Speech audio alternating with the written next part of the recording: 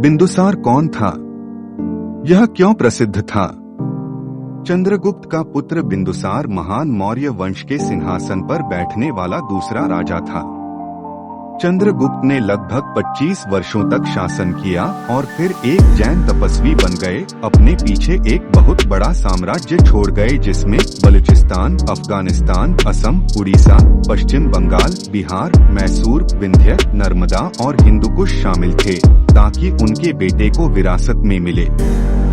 बिंदुसार ने मौर्य वंश को मैसूर तक दक्षिण में और आगे बढ़ाया।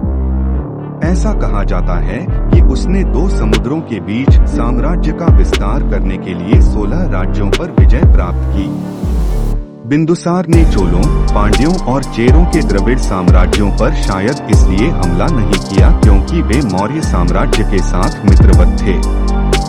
उन्होंने प्रशासन को सुचारू रूप से चलाया और यूनानियों, सीरियाई और मिस्रियों जैसे दूर के देशों के साथ अच्छे संबंध बनाए रखा। इन देशों के राजदूत राजा के दरबार में रहते थे। उन्हें यूनानियों द्वारा अमित्रोचेट्स या दुश्मनों का नाश करने वाला कहा जाता था।